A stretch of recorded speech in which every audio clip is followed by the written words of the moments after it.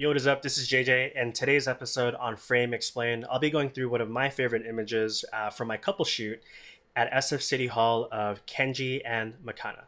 So let's just start off with the final image right over here, and you can see Kenji and Makana in this really romantic embrace. Forehead to forehead is kind of a standard pose for me. And we're here on the second floor of SF City Hall, which I'll get into as well in terms of the details and of this location.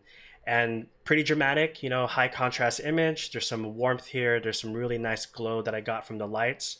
But of course, I'll break down the image because some of it was in Photoshop. And let's just begin and kind of show you as far as how I got into the position of creating this image. So I did already show you the final image, and I did want to show already what the straight out of camera image was. We call it SOOC, SOC, straight out of camera. And so this shot right here of Kenji and Makana, you can see that it's still high contrast. I did use an external flash, which I'll get into, but there's no real warmth to this. And that's where in post that I added warmth into that. But as usual in these episodes, I always like to explain how I got into position. So if we back up here, the funny thing is Kenji is actually the founder of this website called spoofy.com. I've known this website. It's a daily deals site that kind of aggregates all the tech, home items, everything basically on the web for sale from my cousin when he was in college. And I'm 30, turning 33 years old, so it's kind of crazy that I've known this website for a very long time, and to have the founder of it kind of reach out to me and be like, hey, would love to have you to do our wedding photos. That was kind of, mind blown for me. Kind of crazy how the internet works. And speaking of that, of how the internet works, I asked him during the shoot, I was like, hey, I'm always glad, of course, to do shoots like this. But I always ask people, how did you find about me? And the crazy thing is, they live in the South Bay in San Jose. And him and his wife, Makana, were looking for a restaurant to eat at. And one of them that they came across was Hiroshi's. And I did an episode actually of the late founder, Chef Hiroshi. And so he was like, yeah, I was looking for, the restaurant Hiroshi's. And I looked online and I just somehow came across her YouTube video. I think they were looking for like a review experience or whatever on YouTube. But they came across the video that I did of the image that I did, of the breakdown of the late founder and chef Hiroshi. And, even though this video only had, 74 views, I still call it a very humble channel. Just kind of crazy how he came across me and reached out to me. He said, hey, he did a really great job on this portrait. It might be a long shot. It might be out of budget, but I just wanted to reach out to you to see if I'd be interested in covering their wedding. And so I kind of treated it pretty much like a engagement session, so it's really not out of their budget, and they were more than happy to have me cover their wedding. Even though with COVID, they didn't have a wedding ceremony, but they decided to have their wedding shoot at SF City Hall. So typically when I do shoots, especially for couples, especially when I'm by myself, obviously natural light is the fastest way to go around a shoot. And so I would say the majority of the shoot, let's just put a number out there, like 70%.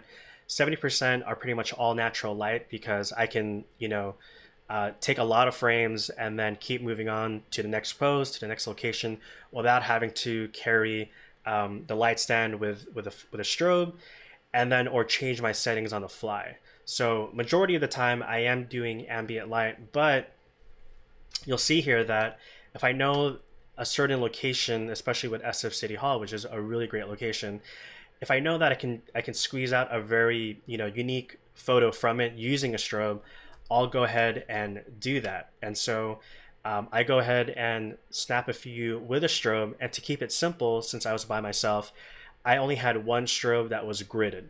And you can see here, and I was glad that Kenji took some behind the scene photos, which I asked him to post, is here I am setting up the image, or rather the strobe light on the floor of SF City Hall on their grand staircase. And it's really simple. It's just one travel light stand. I think this is like the Manfrotto, I forget, I'll link it on the description. And then it's just one Godox 80-200 that's triggered with the same brand trigger, a Godox trigger. And then I do use Mag Mod's light modifiers, and so this one in particular was their grid. It's a 30-degree grid, and the way that looks like is this. So it's a pretty modest equipment, right? One strobe.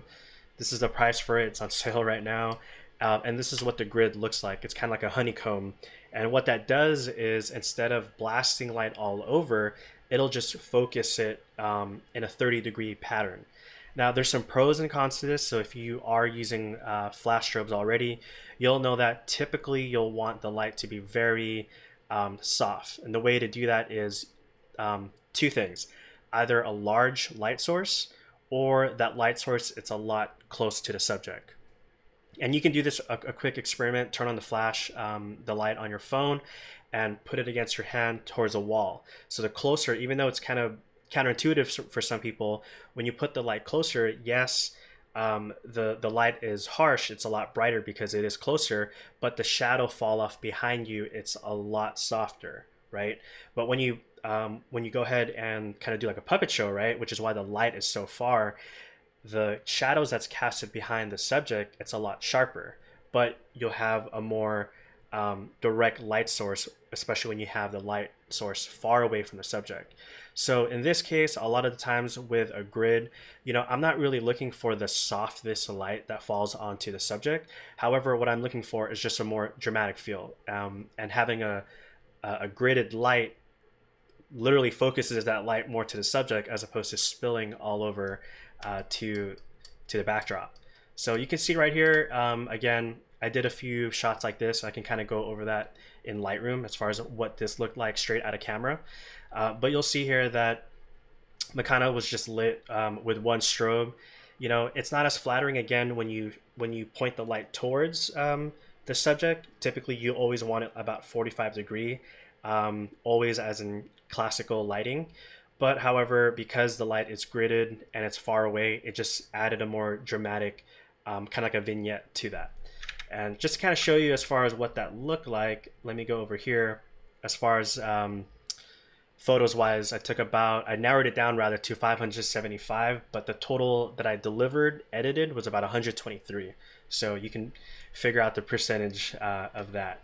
So just straight out of camera, let me just show you what that looked like. So again, this is straight out of camera. I haven't edited this. So again, the light is not the softest on the skin tones. You'll see that there's a lot of specular highlights, especially on her cheek, and Kenji's cheek as well. But you do get this more focused look, right? As opposed to here's an all natural light. It's nice, but it's not as dramatic, right? So for me, especially with my portraits, I feel like I'm more known for, one, I use strobes majority of the time for portraits, but two, there's a more I would call it a more higher end look to it. It's not just taking natural light and shooting as is. But here you go. So let me find one. Played around with the light. I didn't deliver this image. It was a little too side lit. But let's see here.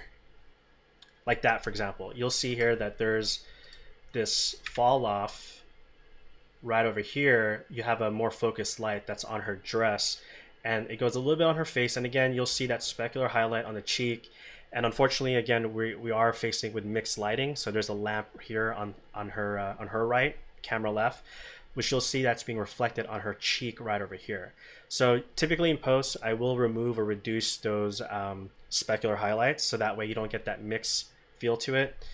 And I will show you the final one as far as how that image looks like. So I actually had it. So this is one of the final images that I did. So I typically will kind of color correct the white balance that's falling on the subject. But again, there is some mixed lighting in SF City Hall. So you have the natural light that's coming in from the windows, and then you have these really warm lights that are coming in. However, I just didn't want those warm lights from the lamps to be spilling onto the subject. So typically I will only color correct the skin tones, and the flash itself, it's matching the ambient. So this is what one of the final images look like.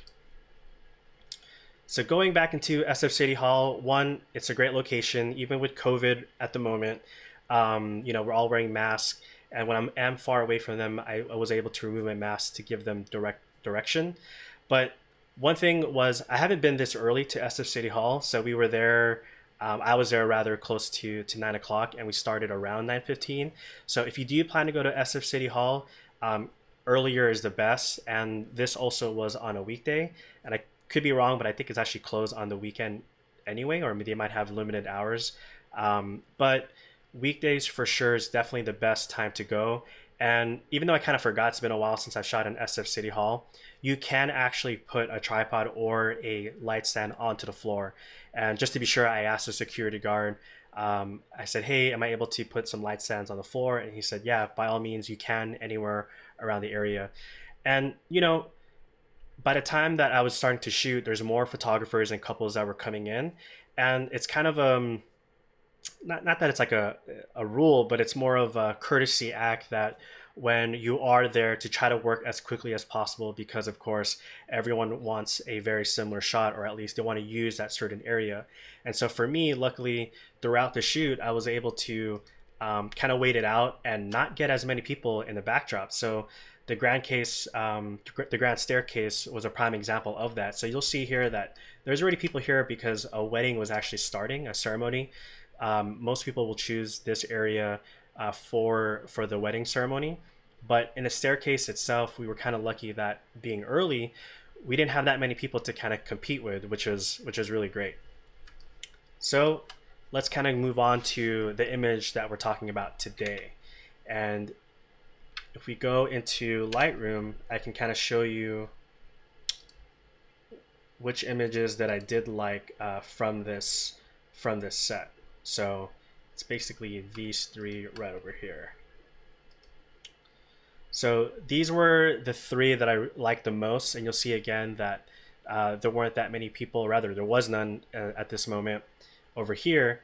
And then I ended up editing, I think a couple of them, or actually three of them. So this is the one that we settled on. So we'll go ahead and bring this into Photoshop. And again, this is the final image. But let me go ahead and show you the raw take. So that's the raw take. Again, if you were curious as far as, some people want to know what the settings are for this. So let me get that here. My standard for flash photography is typically f8. So kind of like the boring settings. And I am using a medium format Pentax 645Z. So the flash sync cannot go over 125th of a second. So this image is shot at 125th of a second.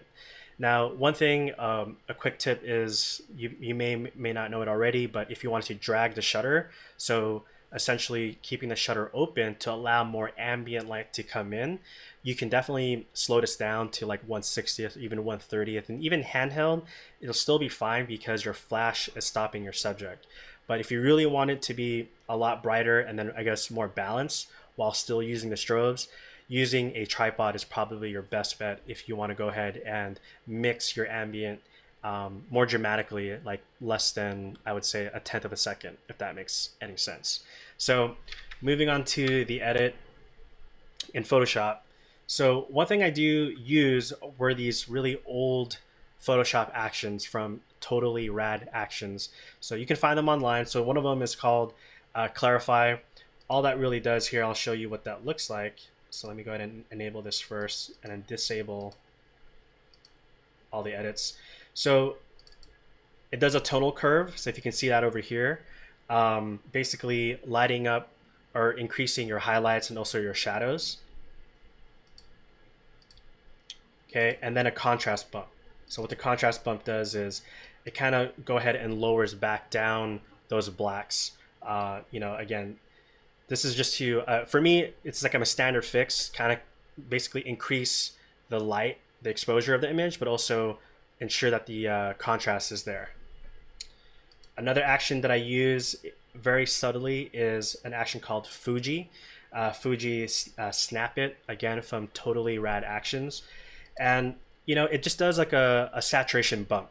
So you can definitely go and see as far as what colors are being affected specifically, but in generally the saturation just kind of bumps up a little bit higher.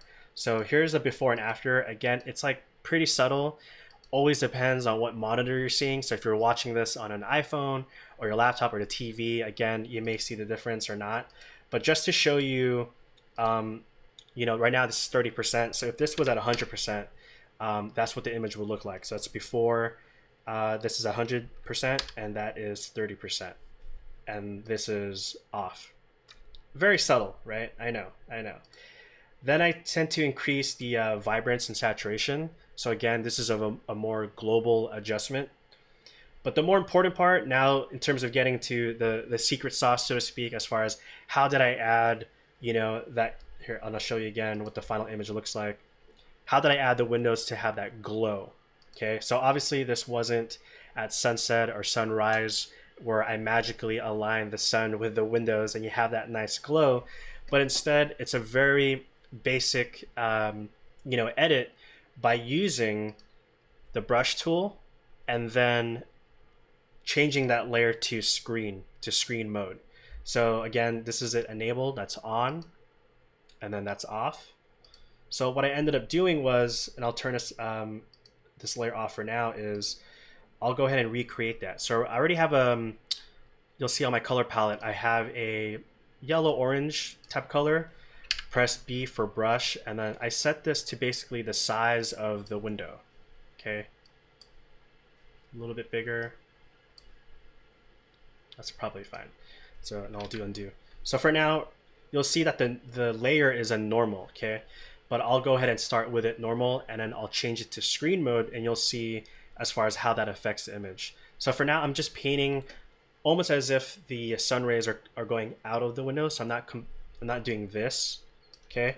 But instead, I'm just gonna do a directional as if the sun is there and we're seeing the rays come out. Okay, so I'm just tracing the outer side of it. So yes, it looks weird. In the middle, a little mark right there, a little mark right there. So of course right now you're like, yeah, no, that's way too much. So you're gonna change the layer mode to screen mode. Okay, so now you can kind of see the back already, the image behind it already, but obviously it's way too much. So we're just going to simply reduce the opacity of this layer. So I would technically do it about 5%. Okay, and there you go. Quick, simple to add a little more sun, to add more flare literally to it. So that is after, and this is before. So I'm going to change this real quick to 100%. Now you'll see that the light is spilling on Kenji and Makana, right? So what I tend to do here is I'll create a mask. Just go ahead and click the mask icon right over here. Change your brush and make sure it's in black, so that way you are taking away where this layer is affecting. And literally you're just going to paint this back. So now the sun rays are going around them as opposed to just on them. Okay. So now if we change back the opacity to 5%, their skin tones are unaffected by this new layer. Okay, and the same thing happens down here. You'll see that I just added it onto the corners. I won't redo this step, but you can see here if this was 100%. There you go. So kind of helps to have a basic understanding to make these flares more realistic. So if you probably shot in the sun, typically you'll have some sun flares that go diagonally. So just be kind of realistic, or rather you want to ensure that you try to go realistic as possible with these, because if you go overboard, it'll just look weird. So that's pretty much it. I didn't really do much again with their skin tones specifically, because again, this isn't a close-up photo. It's more of environmental portrait, so to speak, where you see the background. You're more in awe about the location with them in it, as opposed to just them alone, if that makes any sense. And I can even show you, the other images that I made from this exact location. You'll see here again, the natural light is really not that bad, right? And it's a very clean portrait. There was actually one person here, and I used content aware fill to quickly remove that person. It wasn't perfect. You'll see here, like if you look closely, again, if you look really closely, which you shouldn't anyway, that it's not of a perfect clone. But in terms of saving time, it definitely helped. So this series right here, I definitely love the available light. Even seeing this right here is really cool. But from that session alone, right? If we go here, it's just a more dramatic feel. And this is why I use a strobe. I'll have it in the backpack just in case if I'll use it. And luckily, I did decide to use it in this session. So there's the final image. And there's another one where they're kissing, but with a more ceiling height because it's shot vertically.